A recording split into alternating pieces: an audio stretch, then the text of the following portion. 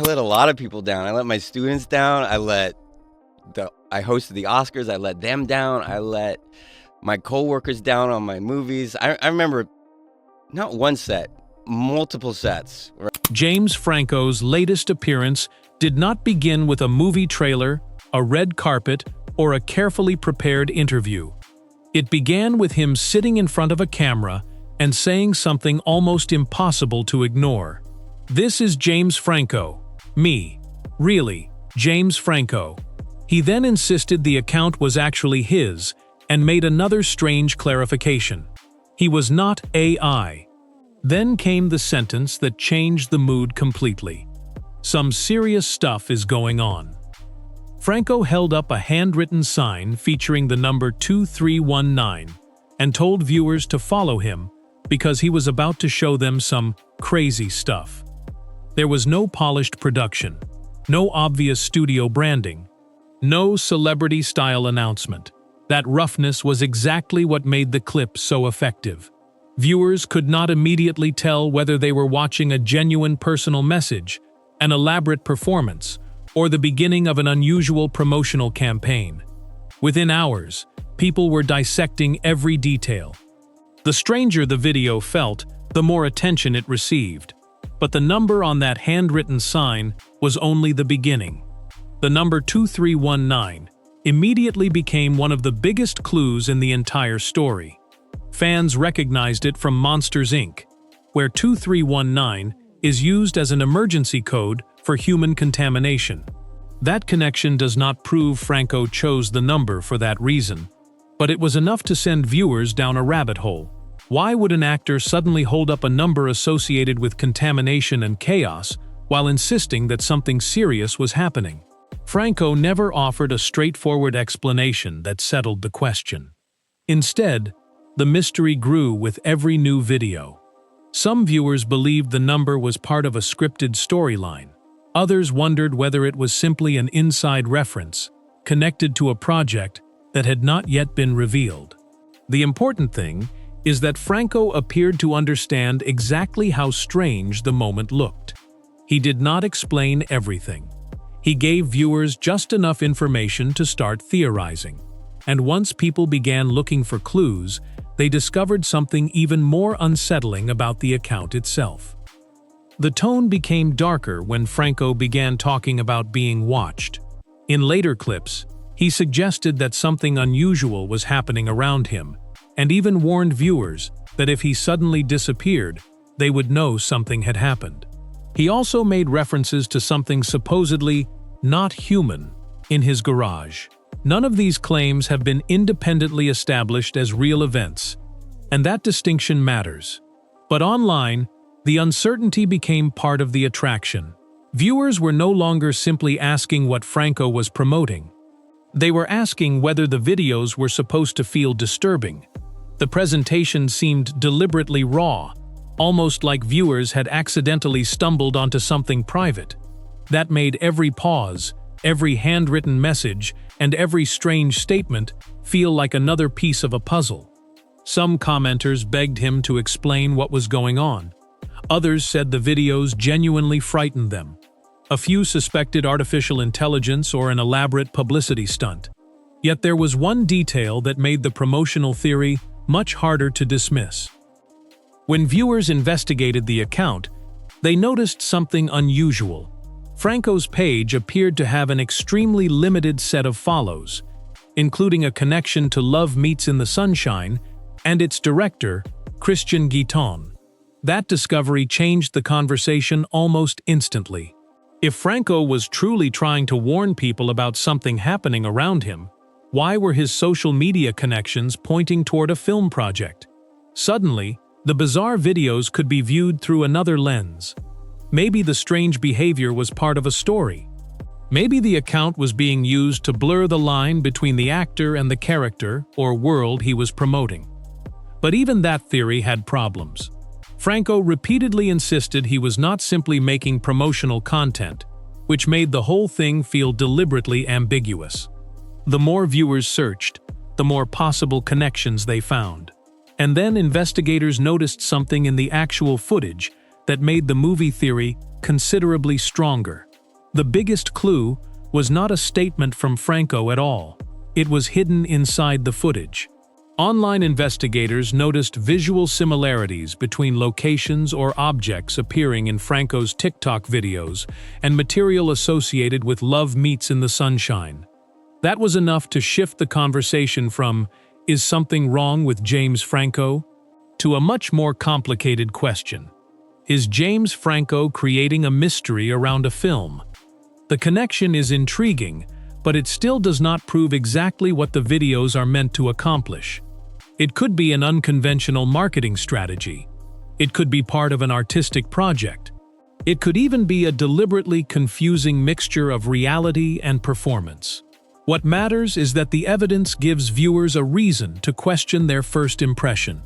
Maybe those strange videos were never meant to be taken at face value. And if that is true, then the real story is not just about a bizarre TikTok account. It is about why James Franco would choose such an unusual way to step back into the public eye after everything that happened before. To understand why these strange videos created such a strong reaction, you have to remember who James Franco was before the mystery began. This was once an actor who seemed almost impossible to escape. He was Harry Osborn in Sam Raimi's Spider-Man trilogy, starred in 127 Hours, became a familiar face in comedies with Seth Rogen, and later earned major attention for The Disaster Artist. He wasn't just another Hollywood actor trying to stay relevant. He had built a career across blockbuster films, serious dramas, comedy, directing, writing, and experimental projects. That history makes his sudden appearance on TikTok feel much bigger than an ordinary celebrity post. People remember the actor he was, the controversy that changed his career, and the years when he became far less visible. So when he suddenly appeared looking directly into a phone camera and warning viewers that something strange was happening, people naturally paid attention. If you're enjoying this breakdown, hit like, subscribe, and turn on notifications, because the story gets much more complicated from here. And to understand that transformation, we have to go back to the version of Franco who seemed determined to do everything. James Franco never seemed satisfied with having just one career. While most actors focused on films, Franco built an image around doing almost everything at once. He studied English at UCLA, pursued graduate work, wrote, directed, created visual art, taught students, and published his own work. He wanted to be seen not simply as a movie star, but as an artist who could move between different creative worlds. At first, that ambition made him fascinating. Hollywood had plenty of actors, but very few were constantly reinventing themselves in public. Franco could appear in a major studio movie and then turn around and work on something experimental. He could discuss acting one moment and poetry or filmmaking the next. But there was another side to that constant reinvention. The more identities he built, the more complicated his public image became. Eventually, audiences began debating whether his non-stop creativity was genuine artistic curiosity or part of a carefully constructed persona. That debate became especially important when his professional world started collapsing. Long before the allegations changed his career, Franco had already experienced a very public reminder that Hollywood could turn on a performer quickly. In 2011, he co-hosted the Academy Awards with Anne Hathaway, while also being nominated for Best Actor for 127 Hours. On paper, it looked like the perfect Hollywood moment. He was young, successful, critically respected, and standing on one of the industry's biggest stages. But the reception was far from what many expected. The ceremony was widely criticized, and Franco's performance was often described as detached or lacking energy. The night did not destroy his career, but it became an interesting moment in hindsight. Franco had built an image around being unpredictable and unconventional, yet the same qualities could look very different when the audience expected polished entertainment. He recovered professionally and continued taking on major projects. A few years later, he would reach another career high, with a film that seemed to prove his unusual approach could work. But that success would arrive at an incredibly complicated moment. The Disaster Artist seemed like the kind of project that could redefine Franco's career. He directed the film and played Tommy Wiseau, the eccentric figure behind the infamous cult movie The Room. Instead of simply appearing in another Hollywood production, Franco transformed himself for the role and turned an unconventional story into a widely praised performance. In 2018, he won the Golden Globe for Best Actor in a Motion Picture Musical or Comedy, putting him firmly back in the awards conversation. It was one of those moments when his strange career path suddenly made sense. The actor, director, comedian, and experimental artist had all collided in one project. But almost immediately, the mood surrounding him changed. Accusations involving his conduct began receiving major attention during the same period when the Disaster Artist was enjoying awards season momentum. The timing was devastating, because Franco wasn't trying to climb back from obscurity. He was standing at another career peak when the public conversation around him suddenly shifted, and what followed would change the way Hollywood viewed him. In January 2018, the Los Angeles Times published interviews with 5 women who accused Franco of inappropriate or sexually exploitative behavior. 4 of those women were former students, while another described herself as someone he had mentored. The allegations immediately became a major story because they involved not just a famous actor, but someone who had positioned himself as a teacher and creative mentor. Franco denied some of the allegations and disputed aspects of the reporting, while later acknowledging that some of his conduct, including sexual relationships with students, was wrong. The controversy continued beyond the headlines and eventually moved into formal legal proceedings. That distinction is important because allegations, admissions, and court findings are not all the same thing. But regardless of how individual claims were interpreted, the public impact was enormous. The image Franco had spent years building suddenly looked completely different. His projects, friendships, teaching activities, and Hollywood relationships were all being reconsidered through the controversy.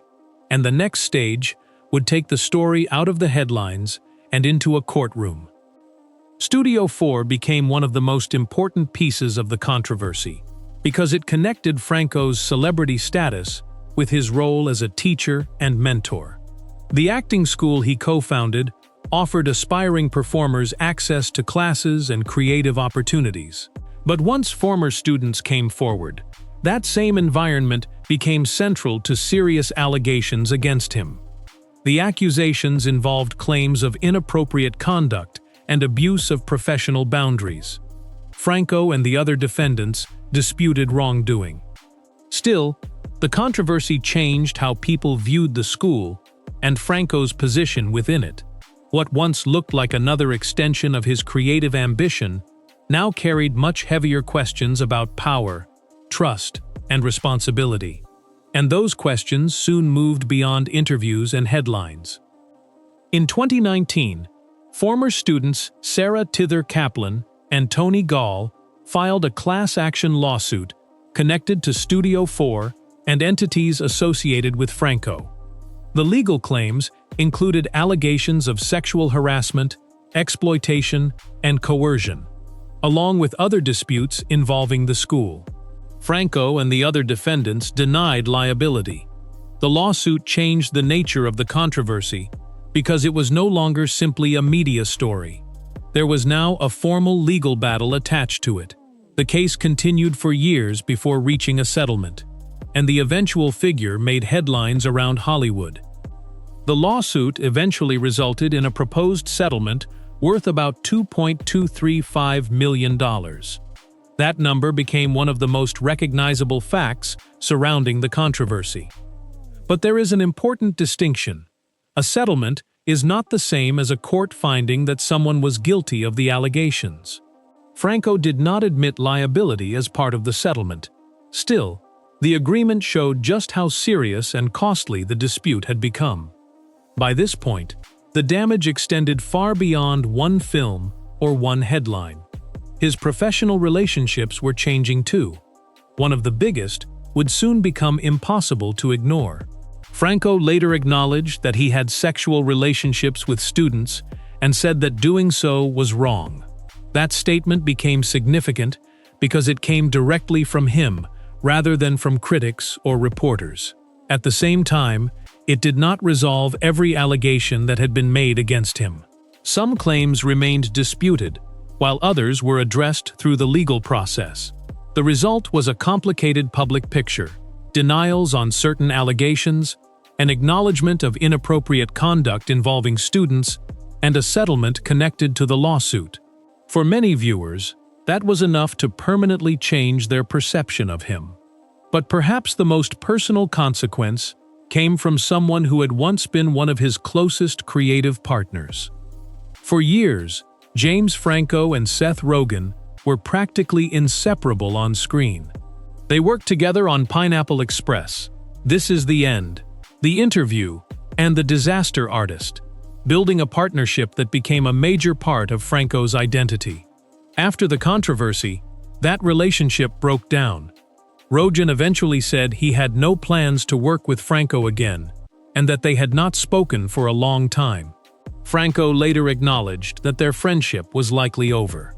That mattered, because this wasn't simply another Hollywood connection disappearing. One of the people most closely associated with Franco's career had chosen distance.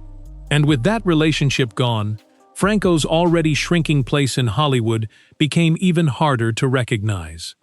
After the controversy and the collapse of several major Hollywood relationships, Franco's presence changed dramatically. The actor who once seemed to be everywhere became far harder to find. Major American projects became less frequent, red carpets became rare, and the constant stream of interviews and public appearances largely disappeared. To many people, it looked like Hollywood had simply moved on without him. But Franco later pushed back against the idea that he had completely vanished. He said he had continued working, attending film festivals, developing projects, and watching movies, even while staying away from the center of American celebrity culture. The difference was visibility. For years, audiences had been used to seeing him everywhere. Now, most of his work was happening outside the spotlight. That created a strange situation. Franco was still active, but the public could no longer easily see what he was doing.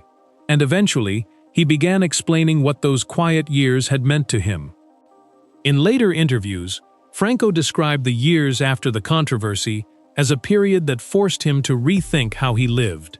In 2024, while discussing Hey Joe, he said that whatever had been happening in his life before, he had to change his whole way of life.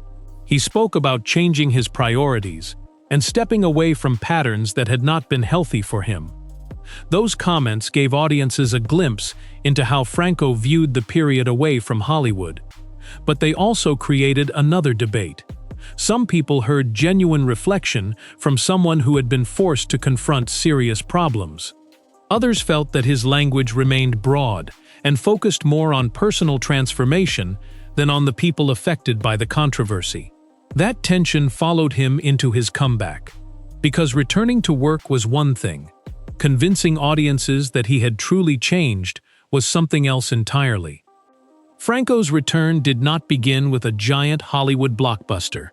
Instead, one of the clearest steps came through European cinema. In 2024, he starred in Hey Joe, an Italian drama directed by Claudio Giovinazzi. The film premiered at the Rome Film Festival and placed Franco in a role that carried an interesting emotional parallel. He played Dean Barry, an American man who returns to Naples and attempts to reconnect with a son he had left behind years earlier.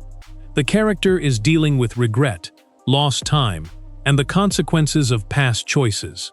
That made the role especially noticeable given Franco's own public history. The film itself was not a direct statement about his life, but viewers naturally noticed the similarities in its themes. More importantly, The project showed that Franco had found a way back into serious filmmaking without immediately relying on Hollywood's biggest studios. And that strategy may have been more important than the role itself. The European route gave Franco something Hollywood had not been offering easily: room to rebuild quietly. Instead of returning with a massive studio campaign and demanding that audiences accept him immediately, he could work through international productions, festivals, and independent projects. That distinction matters. European film culture operates through a different network of directors, festivals, financing, and distributors. Franco could therefore continue building credits without needing a full Hollywood rehabilitation first. The approach also reduced the pressure surrounding every appearance. He could let the work speak before attempting to reclaim the celebrity status he once had. Hey Joe became an important example of that strategy. Then came more projects, proving that this was not simply one isolated comeback attempt. Franco was working again. But the more visible he became, the more complicated the return became too. Eventually, his comeback stopped looking like a quiet professional recovery and started becoming something much stranger. By 2026, Franco was no longer simply an actor people remembered from the past. He was appearing at festivals, discussing new projects, and taking on additional roles. His Cannes presence was especially significant because it challenged the idea that he had been completely hiding from the industry. Franco explained that he had attended Cannes in previous years while selling projects and watching films. In other words, he had not disappeared from filmmaking itself. He had disappeared from the version of Hollywood where audiences expected to see him. That distinction changes the entire comeback story. He wasn't necessarily waiting in silence for someone to invite him back. He was rebuilding through smaller and international opportunities. But just when that return began looking relatively normal, something completely different happened. Instead of another film announcement or traditional interview, Franco appeared online with strange videos, mysterious messages, and the number 2319. Suddenly, his comeback was no longer just about getting back to work. It had become a mystery. Then came Cannes, and Franco's return became impossible to ignore. After years of being associated with controversy and distance from mainstream Hollywood, he was once again standing in one of the industry's most recognizable places. But Franco pushed back against the idea that he had simply disappeared and suddenly returned. He explained that he had been attending Cannes during the previous few years, working on projects and watching films. That version of events creates an interesting contradiction. To the public, he seemed gone. To Franco, he had never completely stopped working. The difference was that he was no longer operating at the same level of visibility. His strategy appeared to be less about reclaiming his old celebrity status and more about slowly rebuilding a career on his own terms. Yet, just as that explanation made the comeback seem understandable, another project made the entire story feel much stranger. It was called Desert Films, and its themes seemed almost too relevant to ignore. Desert Films was not a conventional Hollywood production. It was an experimental theater project involving Franco that explored ideas surrounding fame, identity, performance, and the strange relationship between reality and the stories people create about themselves. That alone might not sound unusual. But when an actor with Franco's history creates a project centered around those exact themes, audiences naturally start looking for connections. Is the work simply artistic experimentation, or is Franco also examining his own complicated public image? There is no reason to assume the project is a direct confession or autobiography. But the timing makes it fascinating. Franco had spent years dealing with questions about who he really was behind the celebrity persona. Now he was involved in a project where fame and identity were central subjects. Then came the TikTok videos. Suddenly, the boundary between performance and reality became even harder to understand. The strongest theory is also the simplest. Perhaps the strange TikTok videos are connected to a film project. The account's connection to Love Meets in the Sunshine, the involvement of director Christian Guiton, and visual similarities noticed by online investigators all give that theory some weight.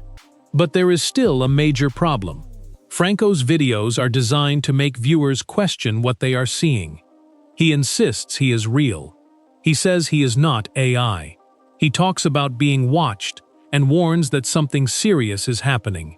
If this is promotion, it is certainly an unusual strategy. Instead of announcing a movie, the campaign appears to create a mystery and let viewers solve it themselves. That can be extremely effective because curiosity becomes the advertisement. But there is still no definitive public explanation proving exactly what every video means. And that uncertainty is what keeps the story alive. Then there are the details that push the story into even stranger territory. Franco's references to something supposedly not human in his garage, his warnings about being watched, and the repeated appearance of 2319 gave viewers plenty of material to speculate about. Online theories quickly moved in every direction. Some people believed the videos were part of an elaborate movie campaign. Others wondered whether Franco was creating performance art designed to blur reality and fiction. A smaller group treated his statements much more literally, but there is no verified evidence that anything supernatural is actually happening. That is important. The mystery is real. The extraordinary claims are not established facts. And perhaps that is exactly why the videos work. They force viewers to question whether they are watching James Franco the actor, James Franco the artist, James Franco the celebrity, or a character created specifically for the internet. But there is one final question that ties everything together. James Franco's story has gone through almost every possible Hollywood transformation. He was a blockbuster star, an awards-season favorite, a director, a teacher, and an increasingly controversial public figure.